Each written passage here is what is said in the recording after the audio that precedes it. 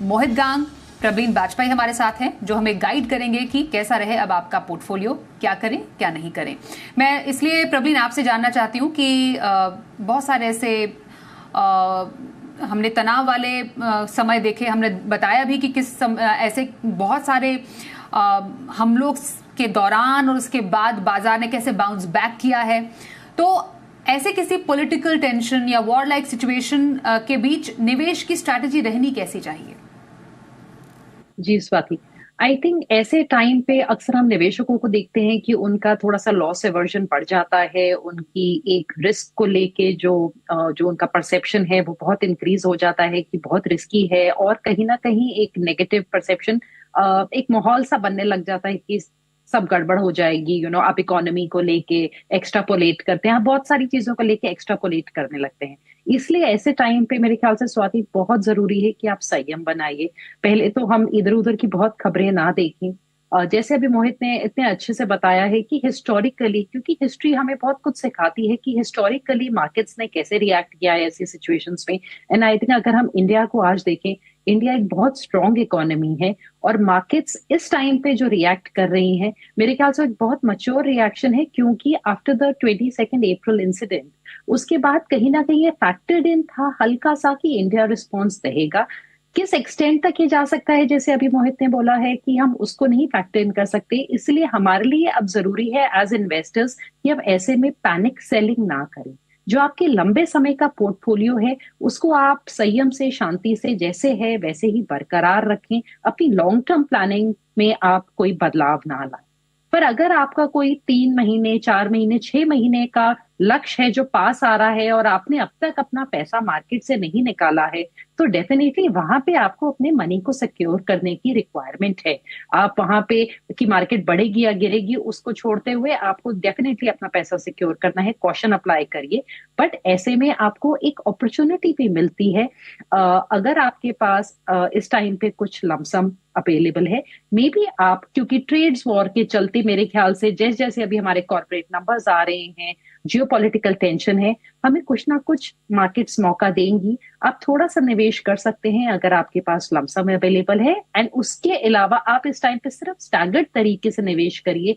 STP का रुख चुनिए, एकदम से पैसे पे, मतलब आप मार्केट्स के रुख को समझते हुए गैम्बलिंग या स्पेकुलेशन के बेसिस पे कोई निवेश ना करिए, बट लॉन्ग टर्म इन्वेस्टमेंट्स में डटे रहे Swati, and just stay calm. I think that is important.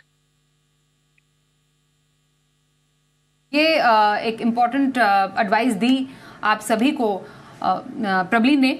मोहित ये बताइए, एसआईपी या फिर एसटीपी का तरीका, लोगों को ये समझना है कि एसआईपी जारी रखें या फिर एसटीपी के जरिए धीरे धीरे पैसा ट्रांसफर किया जाए, अभी क्या करना चाहिए? जी, आई थिंक प्रवीण ने बहुत ही खूबसूरती से समझाया है। एंड प्रवीण मिलिट्री बैकग्राउंड से भी आती हैं, तो आई थिंक उन्हें काफी अंदाजा है कि ये मिलिट्री स्कर्मिशेस जो है वो बहुत लंबी भी चल सकती है और काफी बार बहुत जल्दी खत्म भी हो जाती है। तो बिल्कुल भी आप इसका अंदाजा नहीं लगा सकते। देखिए, अगर आपके पास में रकम अभी अवेलेबल है, लिक्विडिटी अभी अवेलेबल है, तो आपको ऐसा जरूर मौका मिलेगा कि मार्केट आपको 1 या 2 दिन के लिए कोई एक अच्छी गिरावट दे। एंड अगर आप अच्छे लिक्विड कैश पर बैठे हैं तो आपको वो अपॉर्चुनिटी का जरूर जरूर फायदा उठाना चाहिए, बिकॉज लॉन्ग टर्म में देखिए, Indian fundamentals, Indian macros are not getting spoiled. तो आपको भरोसा रखना होगा अपने देश पर, अपनी इकोनॉमी पर। अगर आपको वो भरोसा है कि हम आगे भी इसी तरह बढ़ते रहेंगे, मार्केट अच्छा करता रहेगा, तो इन अपॉर्चुनिटीज का फायदा उठाइए।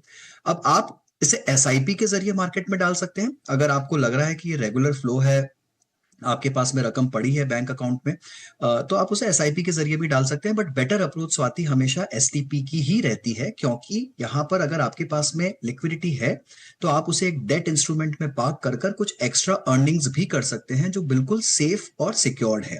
तो आप उसे एक मनी मार्केट, लिक्विड या आर्बिट्राज फंड में डालिए। वहां से आप अपना सिस्टमैटिक ट्रांसफर सेटअप करिए अपने पसंदीदा इक्विटी फंड्स के अंदर में, और अगले 6 से 12 महीने की एसटीपी को आप सेट कर दीजिए। अगर बीच में आपको बड़ी गिरावट दिखती है मार्केट में, तो जरूर से आप अपनी एसटीपी की रकम या डेट की रकम में से थोड़ा बड़ा स्विच कर कर इक्विटी में बड़ी रकम भी डाल सकते हैं। तो स्टाइल या अप्रोच दोनों ही गलत नहीं है। हालांकि STP is a superior approach because यहाँ पर आप अपने पैसे को पूरी तरह से काम पर लगा रहे हैं और डेट का भी रिटर्न भुना रहे हैं और साथ में आपके पास में वो अपॉर्चुनिटी भी है। आपको सिर्फ इतना ध्यान रखना है कि जब आप एसटीपी से इक्विटी में एकदम से स्विच करेंगे बड़ा अमाउंट, तो आपको T+1 डे का एनएवी मिलता है। अगर पैसा आपके बैंक में है तो आप शायद सेम डे का प्राइस उस पर हासिल कर सकते हैं, बट अगेन लॉन्ग टर्म में इन सब चीजों का इतना महत्व नहीं रह जाता है। तो I will still say STP is a much more superior approach. Okay, तो एसटीपी ऐसे समय पर आप कर सकते हैं, ये एक बेहतर तरीका सिस्टमैटिक ट्रांसफर प्लान हो सकता है अभी आपके निवेश की स्ट्रैटेजी के तौर पर। आइए अब समझते हैं प्रवीण आपसे, कहां पर इन्वेस्ट करने की आपकी सलाह रहेगी? कौन से कैटेगरीज और कैटेगरी से जुड़े हुए फंड्स आपको पसंद आ रहे हैं अभी?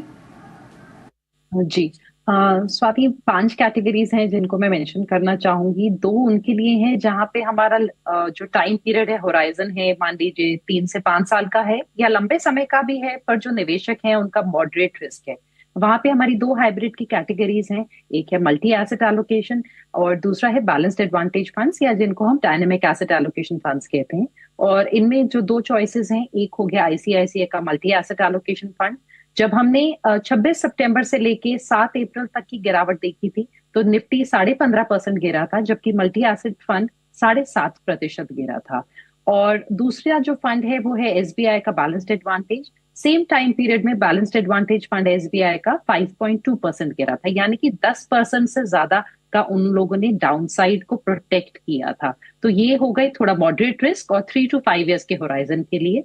थोड़ा लंबे समय के लिए अब क्योंकि गोल्ड का टैक्सेशन जो है वो 12.5% पे है वापस, एंड मेरे ख्याल से इस डेकेड में स्वाति हम थोड़ा सा जियोपॉलिटिकल, मेरे ख्याल से अनसर्टेनिटी और क्राइसिस बने रहने का एक माहौल समझ में आ रहा है। तो मुझे लगता है गोल्ड का एडिशन डेफिनेटली पोर्टफोलियोज में होना चाहिए। एकदम से आप जाके बहुत सारा मत लीजिए क्योंकि काफी हाईस पे है, पर एक एसआईपी के जरिए आप गोल्ड में निवेश करना शुरू करिए। मेरे ख्याल से लंबे समय में वो आपको फायदा देगा।